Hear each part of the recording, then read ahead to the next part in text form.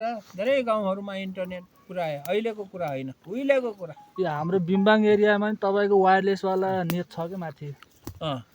उहिलेको कुरा। अहिले त अब उति बेला त मोबाइल सोबाइल केही पनि आएको थिएन।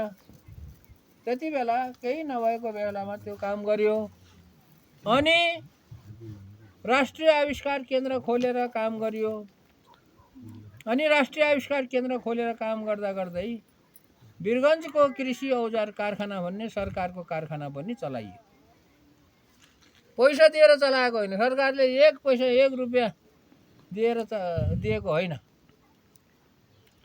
बिना सरकारले नदिए पनि एउटा आफ्नो कर्तव्य सम्झेर गाउँ गाउँमा इन्टरनेट पुर्याएको हो। सकेसम्म राष्ट्रिय आविष्कार केन्द्र चलाएर त्यहाँ चाहिँ युवाहरूलाई चाहिँ जम्मा गरेर मैले चाहिँ विभिन्न किसिमको आविष्कारहरू गर्न लगाउँछु। अनि वीरगञ्जमा कृषि औजार कारखाना खोलेर त्यहाँ यस्तै गाउँघरको किसानहरूको लागि खेती गर्नको लागि चाहिँ सानो सानोतिनो औजारहरू बनाउने कामहरू गरिरहेको छु। र त्यो कारखाना चलाउनलाई सरकारले पैसा नदिएर पहिला त दिन्छु भनेको हो, दिन्छु भनेर सम्झौता पनि गरेकै हो सरकारले।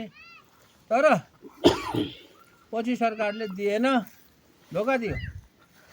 सरकारले धोका दिए पनि मैले चाहिँ आँट गरेर मेरो आफ्नो आत्मकथाको किताब लेखेर बेच्दै नेपालभरि डुले। नेपालभरि 526 दिन डुले लगातार।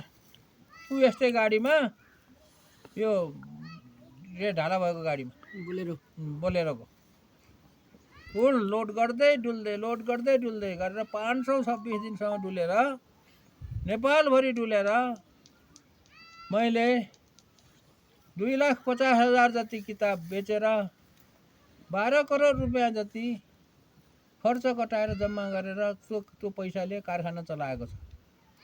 त्यो कारखानाबाट मैले 1 रुपियाँ तलब पनि खाने होइन। अनि त्यो कारखाना मेरो पनि होइन। त्यो कारखानामा आएको नाफा मेरो हुने होइन। त्यो कारखानामा आएको नाफा सरकारको हुन्छ।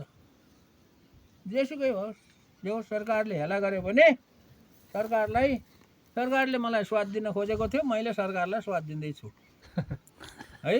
त्यही हो। हजुर